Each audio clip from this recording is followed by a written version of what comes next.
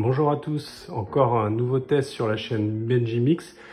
Aujourd'hui, un petit craquage là qu'on s'est fait. Je vais vous présenter la machine à café à grains Melita Purista série 300. Tout d'abord le réservoir d'eau, donc comme on peut le voir il est situé sur le côté. Il suffit d'ouvrir la trappe, de tirer. Une fois rempli, on remet le réservoir là avec la petite poignée, c'est assez simple, et on referme. Et ensuite on va passer à la trappe à café. Pour ça, rien de plus simple, hein. Voilà. Juste de mettre le grain, jusqu'à ras. Une fois que les grains sont remplis, comme on peut le voir, il n'y a plus qu'à remettre le couvercle. Et ensuite, la machine est prête à utiliser.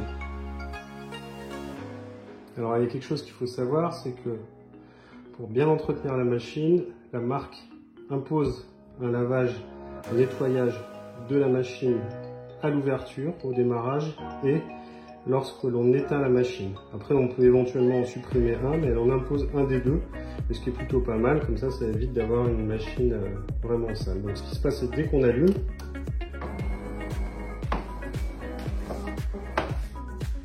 la machine s'auto-nettoie toute seule par rapport au dernier café qui a été fait. Et vous allez voir comment ça se passe. Donc là, il y a l'eau qui passe à l'intérieur. Et c'est pour ça que je mets toujours une petite tasse en dessous pour récupérer les eaux de nettoyage.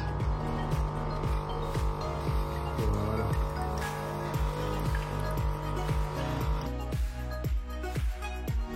Une fois que la session de nettoyage d'allumage est terminée, donc on positionne sa tasse, on règle les bulles pour aller au plus proche de la tasse, et ensuite on lance le café. Quelques explications. Donc, cette molette sert à régler la longueur du café, si on a un court, un long, un moyen, d'accord. Ici pour lancer un café, ici deux cafés, parce que comme on le voit ici, il y a deux buses, donc on peut mettre deux tasses en même temps.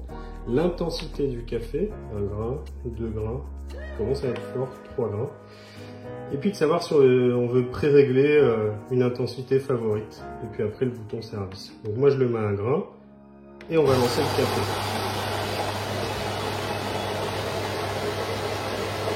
Là on entend que c'est en train de broyer le grain.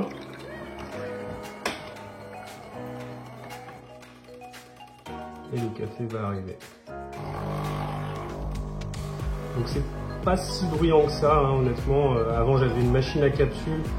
Je trouve que la machine à capsule est très bruyante.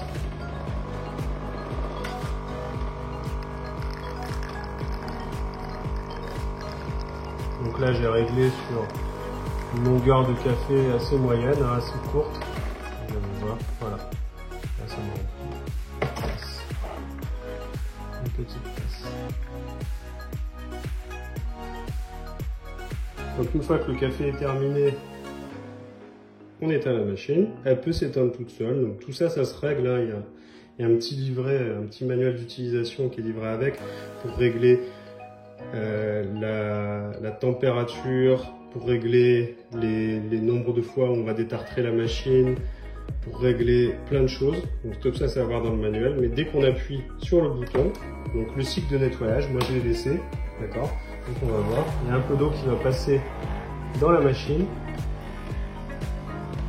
pour nettoyer le café qu'on vient de faire et conserver une machine toujours propre. Donc, je trouve que c'est assez pratique.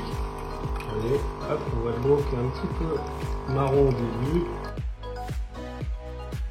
Voilà, comme promis, je vous fais un comparatif avec une machine à capsule que j'avais avant. Donc, bon, effectivement, on voit qu'elle est un peu plus imposante, la machine à grains, mais pas tant que ça finalement, que ce soit en largeur, parce qu'ils promettent aussi ici.